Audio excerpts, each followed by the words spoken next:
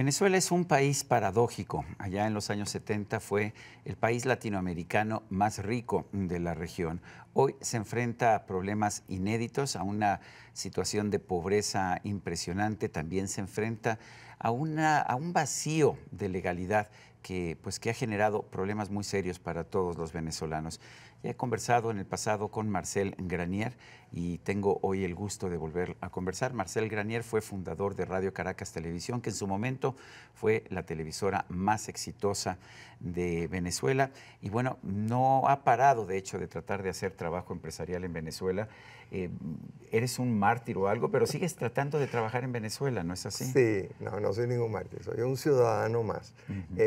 Sí, seguimos haciendo televisión en Venezuela, ya no podemos transmitir, pero sí podemos producir. Nos han cerrado Además, casi no todas las puedes radios. transmitir porque finalmente es un acto de censura. O sea, el gobierno tomó la decisión de que tú De no podías cerrarnos, transmitir sí. en Venezuela. Y nos robaron los equipos y no han cumplido la decisión firme de la Corte Interamericana de Derechos Humanos de devolvernos todos los equipos, todos los permisos. Bueno, es un gobierno, ya sabemos, es un gobierno de matones, de delincuentes, de narcotraficantes. Ahora, recuérdame un poco, ¿qué pasó en 1999 que Hugo Chávez, que inició este régimen, qué pasó en Venezuela que la gente votó por Hugo Chávez y siguió votando por él? Es un tema sobre el que he pensado bastante. Quiero escribir un libro sobre eso, he estado trabajando en ese tema. ¿Qué pasó? Mira, hubo un gran desencanto con los políticos y con la economía, fruto en parte de la caída de los precios del petróleo. Venezuela hoy está arruinada con precios del petróleo superiores a $40 el barril. En aquel momento estaba en 7. 7, o sea, yo recordaba que estaba por abajo de 10. Por abajo de 10. Sí. Había un desencanto con el mundo político, con el mundo económico. Ya para 1998, en diciembre de ese año, cuando fue elegido Hugo Chávez, Venezuela tenía más de 20 años de decadencia económica, que no se notaba porque había habido, no se notaba tanto porque había habido mucha prosperidad, mucha riqueza, mucho emprendimiento. Por el boom petrolero.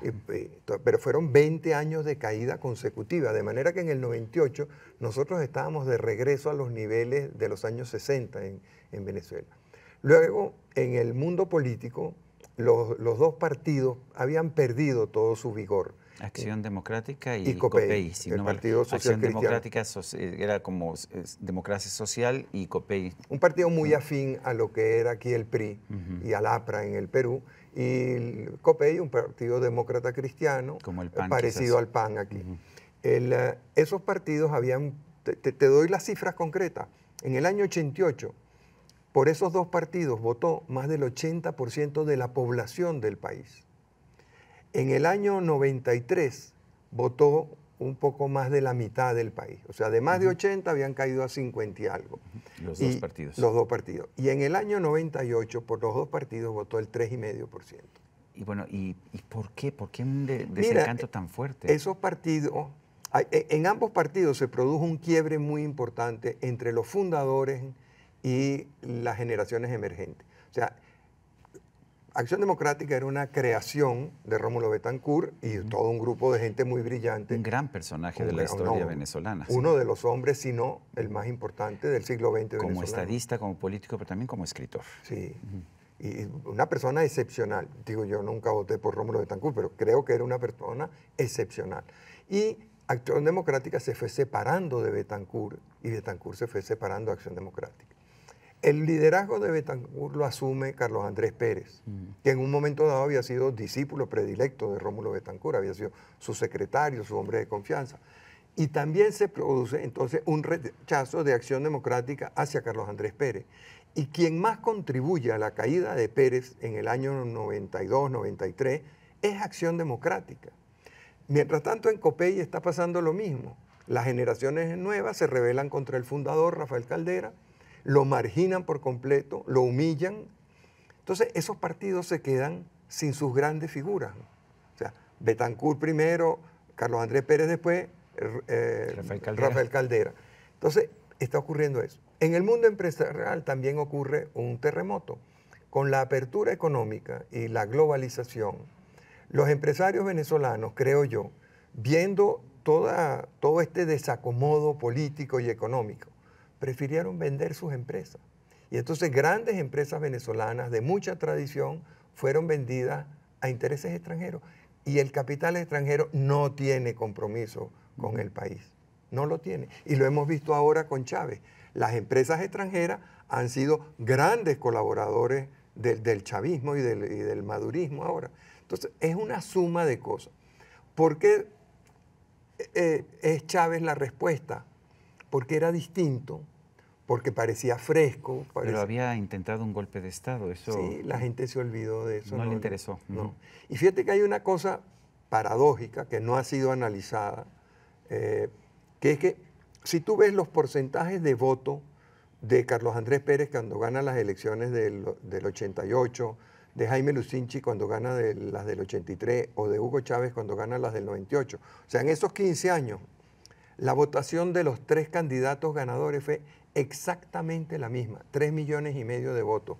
Y el porcentaje que obtuvieron fue exactamente el mismo, 55%. De manera que yo no creo que fue que llegaron unos marcianos y eligieron a Hugo Chávez presidente. Yo creo que en el fondo la gente que había votado en el 83 por Lucinchi, en el 88 por Pérez, terminó siendo la misma que votó en el 98 por Chávez.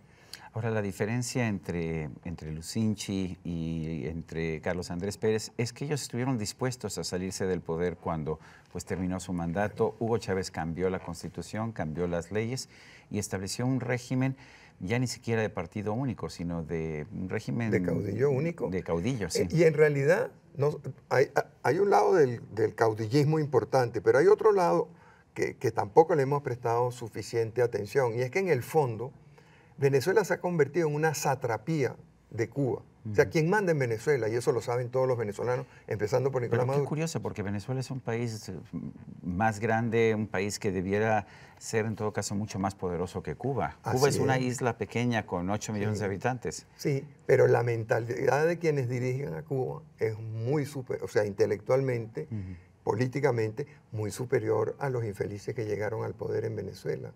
O sea, que Venezuela, con toda su tradición, con toda su riqueza, con la cultura que había, se entregue en manos de la dictadura cubana es inconcebible. O sea, eso te da una medida de la poca calidad moral, política, ética de quienes están dirigiendo a Venezuela. Y por eso cayeron también en asociaciones con el narcotráfico. ¿Cómo es la vida en Venezuela? Y te lo digo porque tiene la inflación más alta del mundo, una de las tasas de criminalidad más elevadas del mundo también. ¿Cómo se defiende la gente? ¿Cómo vive la gente? Allá dicen, la expresión que se usa es resolviéndose. O sea, todos los días la persona, lo primero que piensa cuando se levanta es, bueno, estoy vivo, tengo que alimentar a mi familia. Esas son las dos consideraciones primarias. Entonces sale a ver qué consigue para su familia. A veces no hay leche, a veces no hay pan, por supuesto, aceite. Siguen estando vacíos los supermercados. Totalmente. Sí. A pesar de que hubo una apertura de alguna forma porque se aflojaron ciertos controles de precios. Sí, pero piensa en la inflación que había. O sea, hace un año un dólar valía 1.000 bolívares. Ahorita, esta mañana estaba en 25.000. Para poner un ejemplo así. De 1.000 a 25.000, 25 veces. Sí. Te voy a poner otro ejemplo. Con lo que cuesta un huevo, tú puedes comprar 1.500 litros de gasolina. O sea, el subsidio a la gasolina es monstruoso. Y es un gran negocio de contrabando de la Guardia Nacional. ¿Y cuánto le cuesta eso al país? Porque billones de dólares, Sergio, billones de dólares. Y lo mismo, tú tienes un dólar en un mercado libre que está a 25.000 bolívares. Pero si tú eres un enchufado, que llaman allá, o sea, un vinculado al régimen, un dólar te cuesta 10 bolívares. O sea que el incentivo para hacer negocio comprando dólares a 10 y vendiéndolos a 25.000 debe ser enorme, ¿no? Bueno, pregúntale a quienes venden los CLAP, esas bolsas de comida que el gobierno compra aquí y revende en Venezuela. ¿Hay alguna solución? A ver, la oposición ganó las elecciones a la Asamblea Nacional en el 2015. Maduro ha contestado poniendo una asamblea constituyente que tiene poderes absolutos. ¿Hay alguna solución? Yo no la veo, Sergio. Claro que la hay, porque todo problema en la vida tiene solución. ¿Ayuda el bloqueo, ayudan las medidas económicas de Donald Trump y de los Estados Unidos? Yo creo que sí, mira. Yo creo que los latinoamericanos tenemos, y lo digo yo que no tengo ninguna simpatía por el presidente Trump, pero yo creo que tenemos que reconsiderar la relación de América Latina con los Estados Unidos de Norteamérica. Durante varios lustros, América Latina no existía en el mapa de los Estados Unidos. Aquí, salvo el esfuerzo que hizo Bush padre, que culminó exitosamente para la firma del Tratado de Libre Comercio norteamericano, y el esfuerzo que hizo Bush hijo, sin éxito, para mejorar la situación de los indocumentados latinoamericanos, nosotros no hemos existido para los Estados Unidos ni para Europa. Mientras tanto, el fundamentalismo árabe se ha ido metiendo cada vez más profundamente. El narcotráfico ha ido creciendo cada vez con más fuerza y más vigor. China es un partícipe cada vez más activo en América Latina y con menos responsabilidad. Rusia ha ido penetrando cada vez más en América Latina, creando cada vez más problemas, sin aportar nada. Y lo estamos viendo ahora con el problema de Corea del Norte y su bomba atómica. Y por fin hay un presidente americano que entiende que en América Latina hay problemas serios que ameritan la atención de los Estados Unidos. Y no es que yo no quiero la intervención americana para nada, pero Estados Unidos no puede seguir permitiendo, viendo como un espectador lejano lo que ocurre en América Latina. ¿Pero no fortalece a Nicolás Maduro los cuestionamientos o las medidas del presidente Trump? Yo no creo. Yo creo que lo que fortalece a Nicolás Maduro es el apoyo militar que tiene, comprado a base de narcotráfico, dólares baratos, tráfico de armas, tráfico de personas. Marcel Granier, fundador de Radio Caracas Televisión, siempre es un placer, siempre aprendo de conversar contigo. Gracias por estar con nosotros. Muchas gracias, Sergio, y por todo el apoyo que siempre le has dado a la democracia y a la libertad en Venezuela. Muchas gracias. Gracias. Y a usted, amigo televidente, que hace posible este programa, se lo agradezco también. Esto es todo por hoy, pero no se le olvide. Nos vemos la próxima.